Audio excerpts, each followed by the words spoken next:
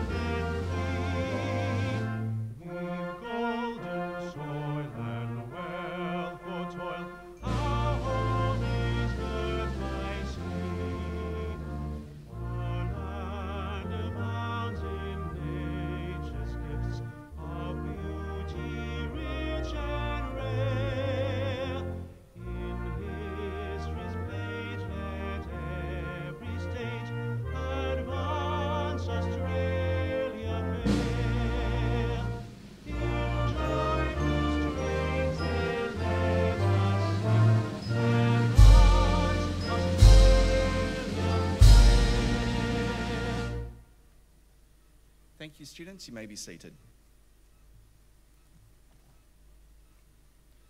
The Australian War Memorial was the vision of Charles Bean, Australia's First World War official historian. Bean landed with the Australian troops on Gallipoli and stayed with them at the front through to the end of the war. The idea of this national memorial and museum came to him at Pozières, France, in the depths of the bloody fighting of 1916. Bean's idea was that this would be a place where families and friends could mourn their loved ones buried in faraway places.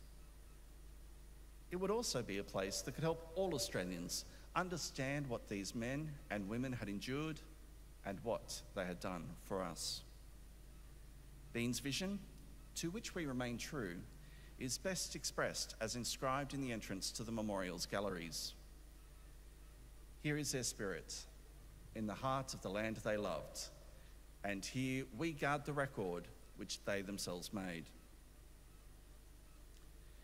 Tonight, we will read the story behind just one of those on the Roll of Honour, which lists the names of more than 102,000 men and women who have given their lives for us in war and operations for more than a century.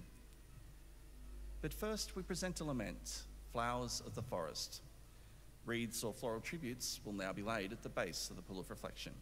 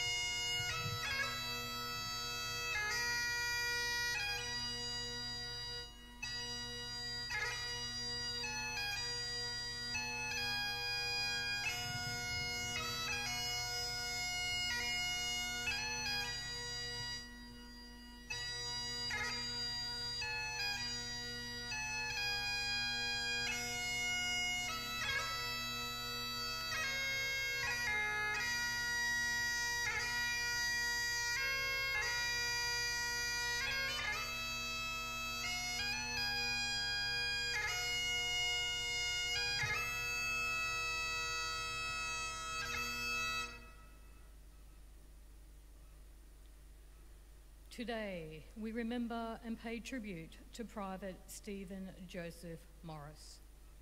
Morris was born in 1886, the son of William and Selina Morris of Greenwich in North Sydney. After attending the Catholic school at nearby Naremburn, Morris worked as a labourer at the North Shore Gas Company and paraded part-time with the 1st Australian Infantry Regiment at Victoria Barracks. He married Neeleva Hanley in Chatswood in 1907, and the couple began a family. Ellen, Bessie, William and Violet were born in the years before the war. Morris enlisted in the Australian Imperial Force at Sydney Town Hall in August 1915, and after a period of training at Holsworthy Military Camp, sailed for Egypt with a reinforcement group for the 30th Battalion 4 months later. They were destined for the Dardanelles, but the fighting on Gallipoli had ended by the time he arrived, and Australian troops were returning to Egypt after the evacuation. With a large number of reinforcements now available, the Australian Imperial Force underwent a major restructure in preparation for its deployment to the Western Front, more than doubling in size. Morris was transferred to the 13th Battalion as part of this restructure and spent the following months training near Cairo with No. 14 Platoon in D Company before sailing for France in June 1916. The 13th Battalion spent several weeks raiding and patrolling in the relatively quiet nursery sector near the town of Armentières on the Franco-Belgian border. In early July, they moved to support British operations on the Somme near the village of Pozières. Along with the rest of the 4th Australian Division, the 13th Battalion fought its first major action on the Western Front on the 4th of August, when it repelled a German counterattack on a position known as the Windmill, east of Pozières village. Over the following weeks, the focus of Australian operations in the sector shifted several hundred metres north to the approaches of Mouquet Farm. The fighting epitomised the experience of trench warfare on the Western Front. German artillery bombarded the Australian positions at all hours of the day. Every inch of no man's land was covered by machine guns. Australian casualties were high, with as many as 23,000 men lost in the first 6 weeks. On the night of the 10th and the 11th of August 1916, troops from the 13th Battalion attacked a series of German machine gun posts in the approaches to Mouquet Farm after a barrage on the German positions.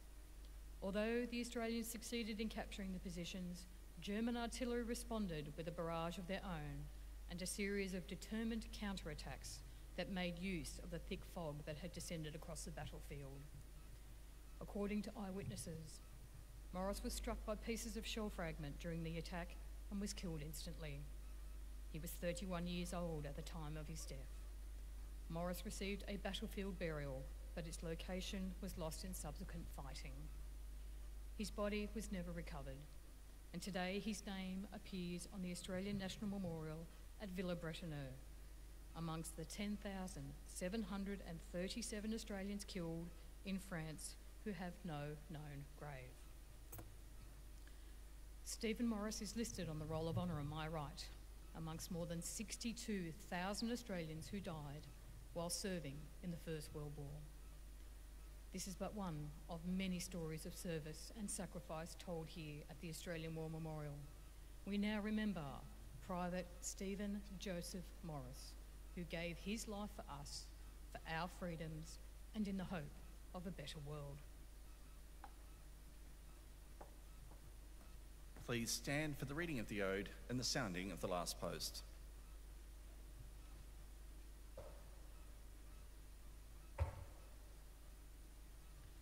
They shall grow not old, as we that are left grow old. Age shall not weary them, nor the years condemn. At the going down of the sun, and in the morning, we will remember them.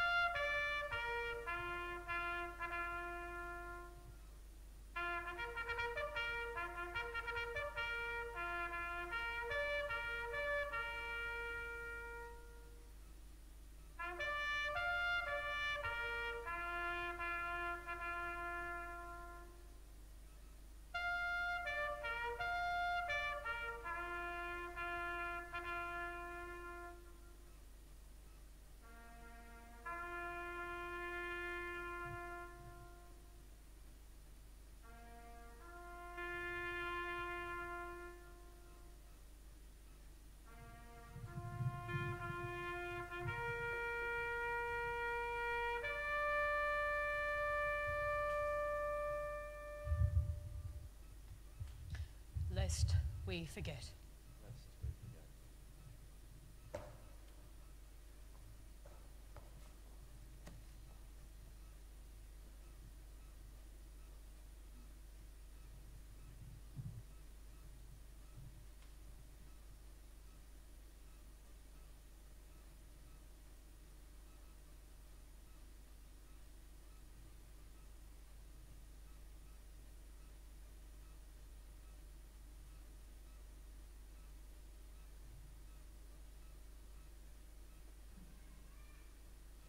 We leave you this evening with the words of the memorial's founder, Charles Bean.